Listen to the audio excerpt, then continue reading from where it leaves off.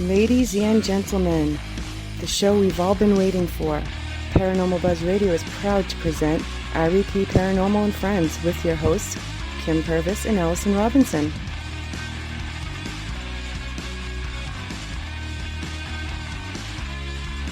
Live every Thursday night on Spreaker, 8 p.m. Eastern, 7 Central, 5 Pacific. Be sure to check out their Facebook page, REP Paranormal Busters.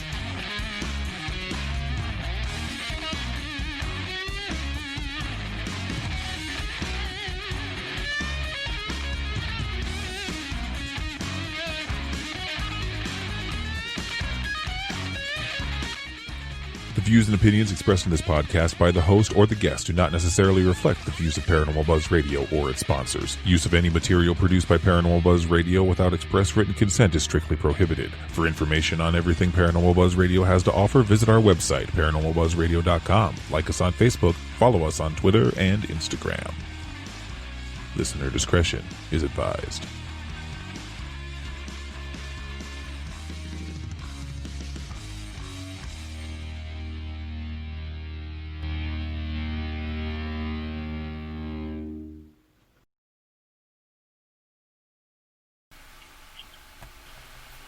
All right, welcome everybody to another night of REP Paranormal and Friends. Take two.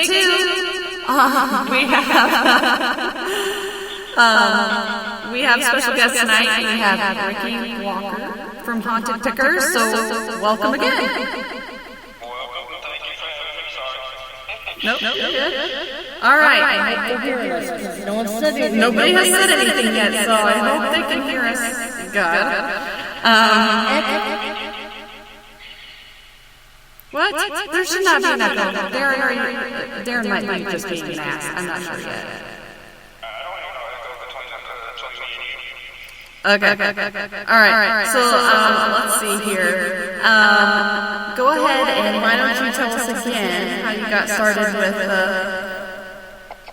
with the paranormal? Okay, my friend, when I was 23, he's the one that, his name is Devin, he's the one that got me into paranormal. He took me on my first ghost hunt, and ever since then I've been hooked on it. And I just do it on and off. I'm not like a professional or anything, but I know enough to know a little bit about it. And it's just every time, because when you go on investigations, you try to find people to go with you. Some people aren't as just about it as you are, they won't take it serious. So therefore, I don't just go with anybody. I try to tag along with different teams that know what they're doing and everything like that. My friend taught me what I know. So Awesome. but yeah. Have you been to a lot of locations or? Honestly, no. There's only one location that I've been to that I've actually worked at. It's the Stanley Hotel. Oh, you worked there? Yes, ma'am. I was a dishwasher there. I worked there twice. Oh, wow. And I got to meet Nick Groff while he was there filming Paranormal Lockdown, I think. He was filming something there while he was there. And I also got to meet Grant Wilson. And I showed him some pictures that I had took while I was there at the Stanley, and we went on a little scavenger hunt, and he couldn't find any reason to debunk the photos. Oh, wow. That's cool. It was, because I got to hang out with Grant Wilson for a little bit. Yeah, he's a nice guy. We've met him at a Paracon in Minnesota, and when we first started out with investigating, he is awesome. Like, he just sat there and talked, and it was great. Well, the show goes good. After they see the first couple episodes of it, I talked to Brian Murphy from Ghost Hunters, the one that's on there now, and I asked him if he could show Grant the episodes to see if maybe they would be interested in being our sponsor. Oh, cool. And he's just waiting on a link to the show, which I've been trying to get him one, but the virus and everything that's been happening, it's been kind of hard to do anything. Oh, yeah, I bet. Absolutely. All right, so let's go in here real quick and just talk about what is a haunted picker. basically, what we'll be doing is going to antique stores, thrift stores, and stuff like that, looking for haunted objects.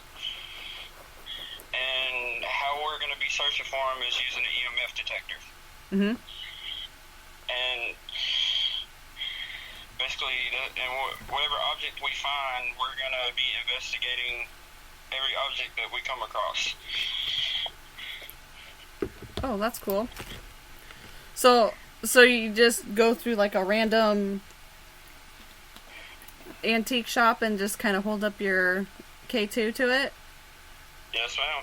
I won't lie, I got the idea from Omar Gosh TV, Uh-huh. Chris Starr, Uh-huh. because they did an episode, and it was only one episode that they done, Mm-hmm. and I watched it, and I kind of liked the idea that they were doing, and I asked him myself if I could continue doing what he was going to try to do with that video, but he didn't do any more videos because I looked first and made sure that he didn't do any other videos with it, and I asked him if I could carry it out, and he said I could.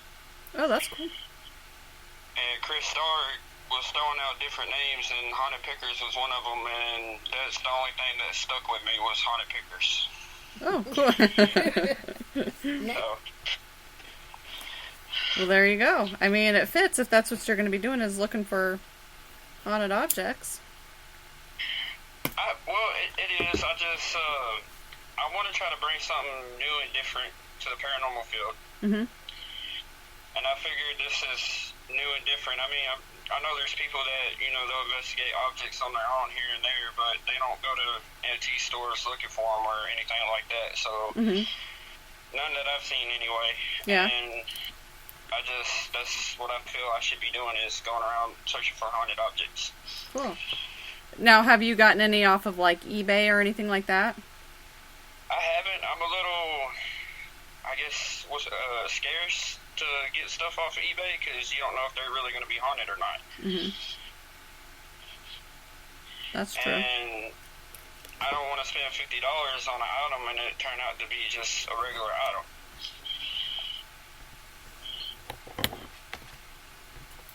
But then again, I should just take a chance on it and find out. But, I mean, everybody's different.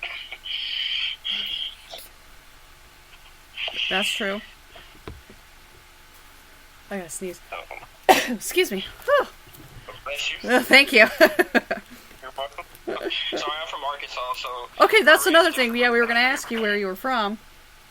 I live in Arkansas, and Rhonda, the girl that's doing the show with me, she lives in Oklahoma. Oh, okay.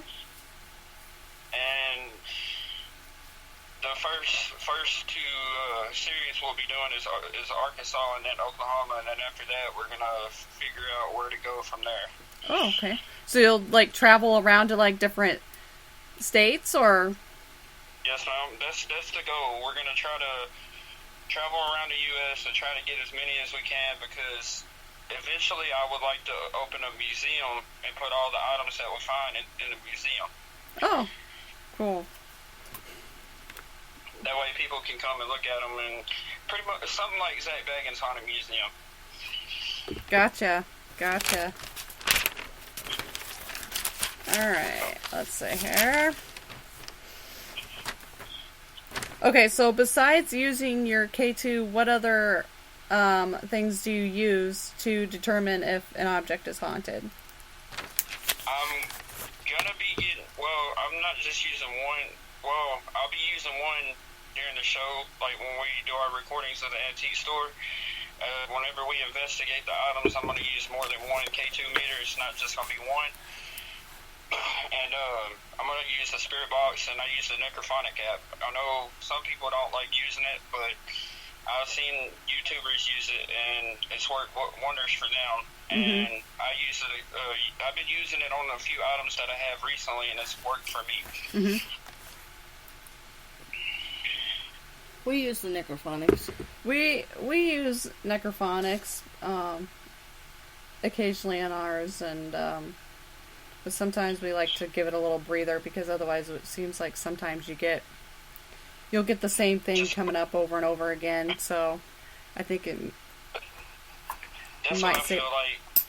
there's this one sound that it makes periodically throughout the whole time you're using it.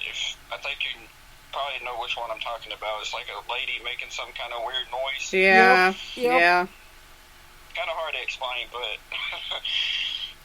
Yep, know exactly which one you're talking about. yeah. So I mean, I like using it. I just don't use it all the time, and I still have to get more equipment. It's just taking me a bit because I don't make that much every 2 weeks, so I get what I can while I can, and Right. I'm trying to get everything before the beginning of the year because that's when we're going to start doing the show, is January 1st. Oh, okay. So are you going to make some, like, are you going to just go out and film these and then you're going to, like, send them off to, like, producers or?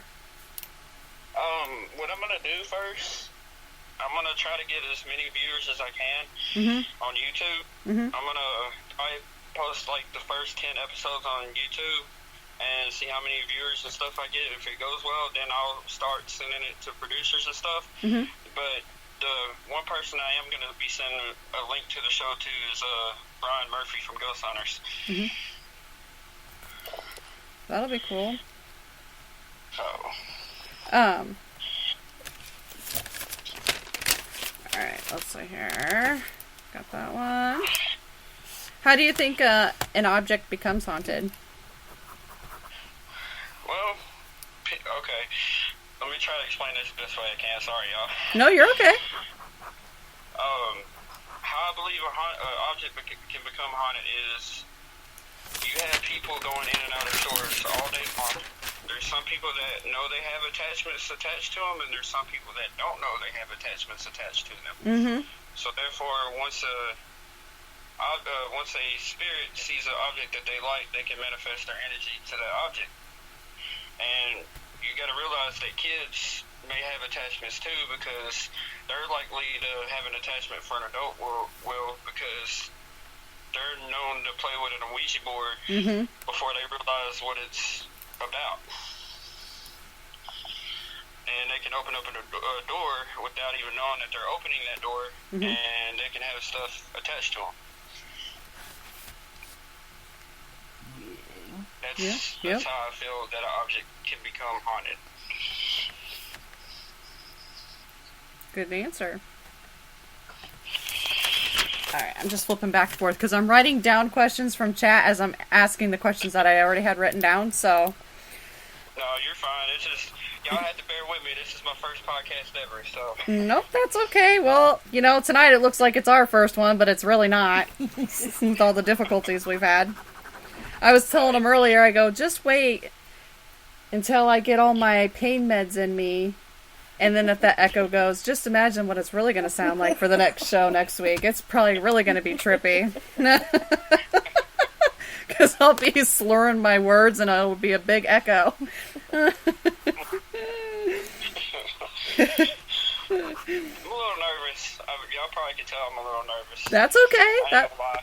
That's okay. You'll hear me. I'll have squirrel moments and I'll just say something that's way off topic. Just, it is what it is. You gotta have fun with these things. Because I've been told I'm very random in my conversations. Like, I'll be talking about one thing and then go straight to another topic.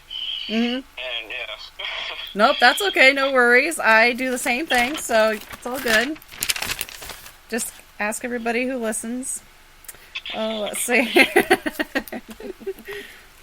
Okay, let's see here. I'm just writing this down real quick before I lose it because chat sometimes goes really fast and then... And I can't use my phone. Yeah, so I'm trying to... It's like when you try to talk to somebody on YouTube or wherever with the live chat, it's hard to talk because the comments go really fast. Yeah. Some people get mad and they repeat the same thing over and over and over. Yeah. Just so you see it. But, which, in a way, I can see why they do that, is so that you can see it. Yeah. That's probably sometimes, yeah. Alright, let's see here. Do you keep these haunted objects in, like, a special location? I don't, at the moment, have a special location, so we have a 3-bedroom apartment, so the extra room that we don't use is where all my haunted objects are going to be in. Okay. For now. The door is to be shut at all times, Uh-huh. unless if someone in there coming out. Okay. Gotcha. So when you do these sessions with your haunted objects, like, what all equipment do you use? Well, as of now, the only two things that I have are a K2 meter and the necrophonic app. Okay. Because I'm still trying to get more equipment. I just haven't had a chance to. I don't really know all the stuff that I need, honestly. Mm-hmm. But I just know of the K2 meter, the spirit box, and the necrophonic app. Mm-hmm. Okay. Let's see, I already asked that one. Okay, so you've mentioned a YouTube channel. You have a YouTube Yes, channel? Yes, ma'am, I do. It's basically just haunted pickers. As soon as you type it in, it should pull up. Okay. Alright. So then that way our listeners, if they want to check out any of your videos, they know where to go. I'll share that. I'm not gonna lie, I have a few videos on there now, but it's only of the K2 meter going off with the item. That's about it. They're not long. Uh-huh. I have to investigate some of the items that I have on there. I've been kind of busy to where I'm trying to get to it, but every time I do, something else comes up that I got to do first before I can do that. Okay, gotcha. Because I'm also my mom's caregiver too, so. So yeah, that's got to be busy. Alright. And there's one object I have on YouTube that I don't have anymore. Chris Starr has it at the moment. Uh-huh. She wanted people to send her haunted items to where she can investigate them, and I was the first one that sent her an object, and it happened to be my clown. Oh, okay. And she confirmed that it had some kind of energy feel to it. She just didn't know if it was bad or good or what. I was drawn to that clown when we were at the antique store. Oh, okay. So, That's what I always look for. Yeah. well, see, as soon as I picked it up, it didn't make the EMF detector go off whenever I was drawn to it, because I even put the EMF detector on it. Uh-huh. And as soon as I picked it up, it started playing music. Oh. It has a music turn thing on the back. I can't think of what they're called offhand, but as soon as I picked it up, it was playing music. So. Huh. Interesting. And I figured with a lot of people being in the store that day, at the Etsy store that we were at, it was kind of, some of the spirits don't like a lot of people in the building or something, or I don't know. I feel like there was just too many people around, and there was a lot going on, and they just didn't want to interact with us at the time. Mm-hmm. Alright, let's see here. We have quite a few questions popping into chat here, so I'm just going to go through those here. Do you resell the haunted items? I've thought about doing it, but then again, I kind of don't want to, since I'm going to be opening a museum, and I'm going to be placing each object we find into the museum. That way people just come in and look at them. Alright. How many, okay, you only have a couple items right now, right? Is that correct? Yes, ma'am, I have 3, but my friend Rhonda, she has a whole bunch of other haunted objects she's going to let me experiment with here soon, so she's going to be bringing them by. Okay. And I will be experimenting with those. Okay, sweet. Let's see here. One of the questions is, if the item is haunted, what do you do with it? What do I do? I'll let it do its thing. I mean, but if it gets out of hand, then I'll have no choice but to have it blessed or try to put up, or, to where it's not doing what it's doing anymore. Because, I mean, that's basically what it's there for, is to do what it's meant to do. And I'm not going to take away from that.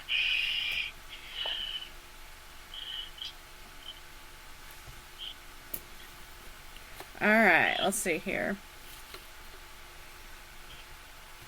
How far would you go for a haunted item? It's a good question. I ain't really thought about that one yet. Probably really far. If I had the money and all that at the time and everything was right, I probably would go far for one. And also, I'm about to get a P.O. box number here soon, and if people want to get rid of their objects, they can send me and I'll investigate those objects and videos and all that too. Okay. Alright. Would you buy a Dybbuk box online? I've thought about it, but I will not open it here at the apartment where my mom's staying at, because I don't want that kind of activity around my mom. If I do get a Dybbuk box, I would have to open it in like maybe a cemetery or an old abandoned building or somewhere different than other people's open the Dybbuk box at.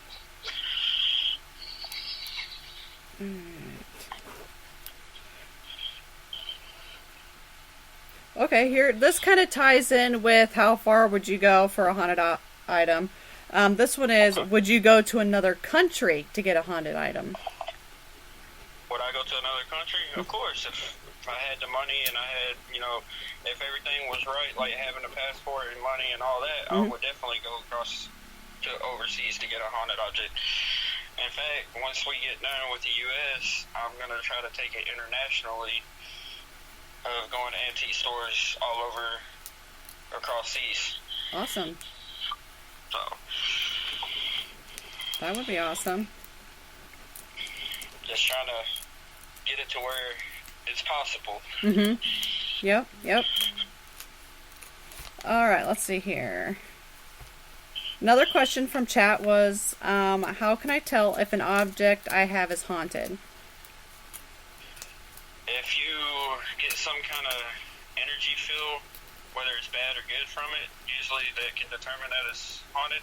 Because some people, they get creeped out by looking at an object, or they just hold on to it like it's something special, or I'm trying to explain this the best way I can. No, that's okay. Basically, it just depends on how it makes you feel and whatnot. So, I'm sorry if my answers ain't 100%. Nope, you're doing just fine. You're doing just fine. I just don't want to mislead anybody with any wrong information or anything. Nope. You're fine. You're doing just fine. Okay, another question from chat is, what would you not pick up due to fear of it? What would I not pick up? It's kind of hard to say, because I really don't get bothered that easy. I mean, it's got to be really, really bad energy before I pick something up that would make me, not want to pick it up, I guess. Because when I was at the Stanley Hotel, this ties into the question whoever just asked me that. I was working, and I asked the front desk clerk if I can go into the concert hall, and he gave me the keys to go in there. And as soon as I got to the door, I got a bad energy feel that I shouldn't go in there by myself. And I turned around and go in there. Normally it doesn't happen, because normally I get excited about paranormal, and I act like a little kid in a candy store. But I don't know what it was. Something just made me not want to go in there by myself that night. Oh, wow. It's got to be really bad energy for me to not want to have nothing to do with it. Now, would you go to a haunted location that has haunted objects? Of course, in a heartbeat. So like I said, nothing really bothers me that much. I don't get scared easily. I mean, I may get curious and excited, but nothing really scares me that much. So, of course I would. Yeah, I was always like that too. Like, I didn't spook too easily. Kim would try to scare me on investigations until we had a doll fly off of a dresser at us. That spooked me a little bit. See, that stuff right there would interest me. Kim had to glue her her legs back together the next morning. Well, I was at an antique store not too long ago. It's Lisa's Knickknacks in Oklahoma. Uh-huh. And me and her were talking, and there was a Shirley Temple doll that I had recently purchased that made the EMF detector go off.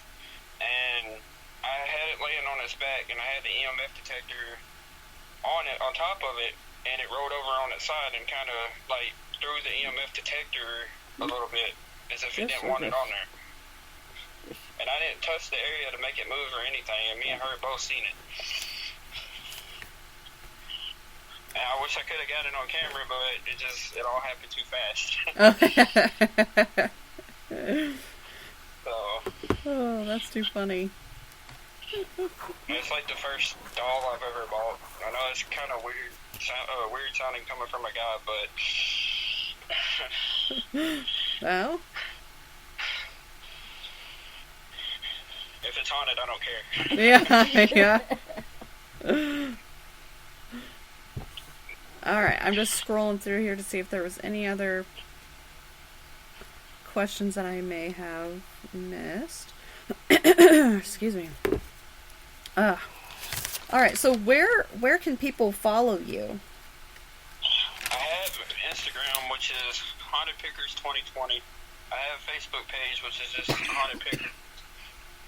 YouTube, Haunted Pickers. I have Twitter, but I don't normally use it that much, but I do have it as Haunted Pickers. It's either just Haunted Pickers or Haunted Pickers 2020, one of the two. Okay. But I know there's other sources out there for social media, like Patron, I think, if I said it right. Eventually I'm going to have that too. Oh, okay. I just haven't got around to setting up an account or whatnot to have that. So now, do you have a body cam? I'm gonna be getting one because I'm gonna put them on the objects and I'm gonna see if they move around at nighttime in the bedroom. Oh yeah. And see how they go. Yeah, because that was one of the question. Darren said that you should get a body cam and so you could watch your items with that. So that's why I wanted to see if you had one. I figured that's why whenever you said the question body cam, or mentioned body cam, what I figured, so. Yep, yeah. Most definitely will be doing that.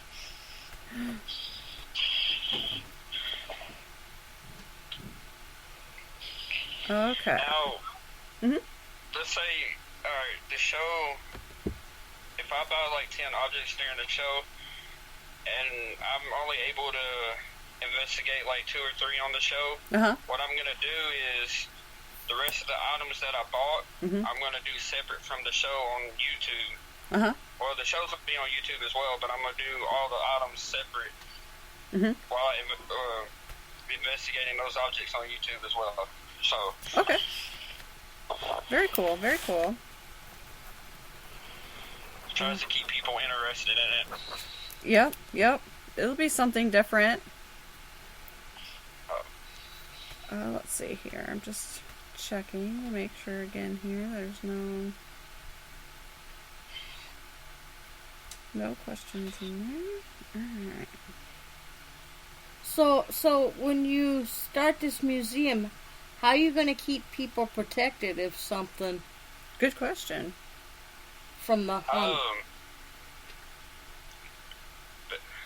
I know there's like different energy bracelets and stuff like that, like stones to protect from negative energy and stuff like that. What I was going to do was probably get some of that stuff in there to where I was going to sell stuff if people wanted to buy them or give them away, one or the two. I'm most likely just going to give them away for people that come in there and look at the stuff. And I guess I want to say, I don't know if this will be the right answer or not, but have like a priest on standby or something and try to say a prayer for each group that comes in at a time to look at the objects to keep them protected from it. I mean, I don't know if that's a good idea or not. It just depends on what, yeah, I mean, you know, a good thing, you know, if you're going to have a shop with a bunch of haunted objects, yeah, I mean, it would probably be a good idea to maybe, you know, do some research and see what kind of protections you can offer to people as they come in so they're not getting scratched or attachments and things like that, but that yeah. I will definitely look into. Yeah. Plus, I have a group. I know a group that will be doing some investigations with from time to time. It's called Night Terror Collective, and which they are on Facebook as well. And it's Rhonda's group. She's a paranormal investigator as well. And I could always have them, you know, come in and try to use sage and bless it and all that stuff too. Mm-hmm. So. Alright. Okay, I'm just doing one more quick look-see to see if we have any more questions before I start to wrap things up here a little bit. Yes, ma'am. Any other questions from chat before we start to kind of wrap things up? I know it's not quite... We had some difficulties tonight, I tell you what. Gosh. It's probably the haunted objects. It could be. You never know. You never know. Or it's just me because I don't know. It's always something, though. It's not y'all's fault. It's always something that makes something happen where it makes it hard for anybody to do. Yep.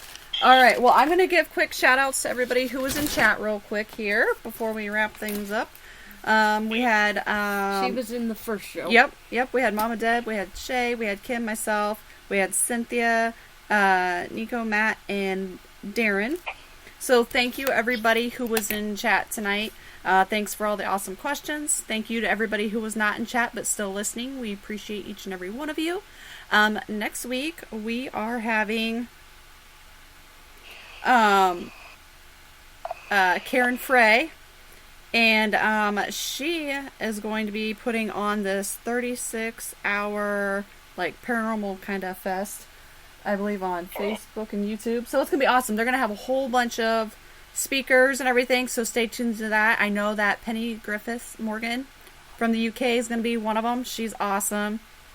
She's all about haunted history, so make sure everybody checks that out. She's going to be on our show promoting it. I believe it's going to be on... I can't remember what date it's going to be on. I'm definitely going to try to watch it.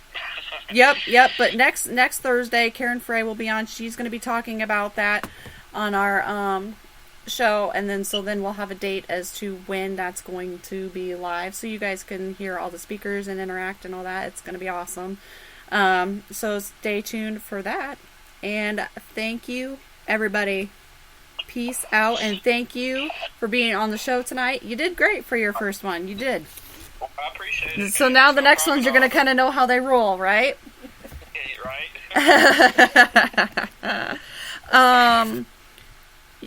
Let's see here. I think we had maybe one more. Let's see. Did we have another question?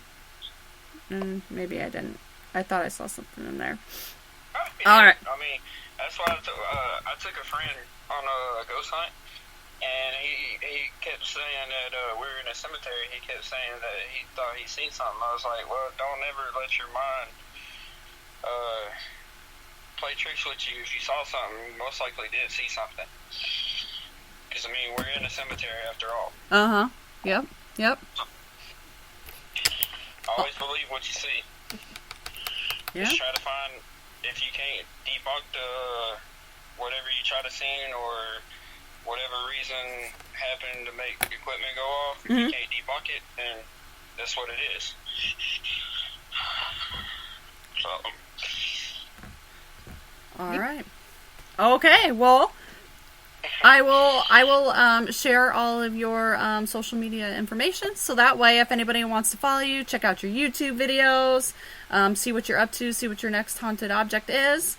We'll have that all up and running, and thank you so much for being on. Appreciate it. Thank for having me. Yeah. Yes, ma'am. You need any more information from me after we get off here, just feel free to message me. Okay, sounds good. Thank you very much. You're welcome. Y'all have a great night. Yep, you too. Bye-bye. Thank you.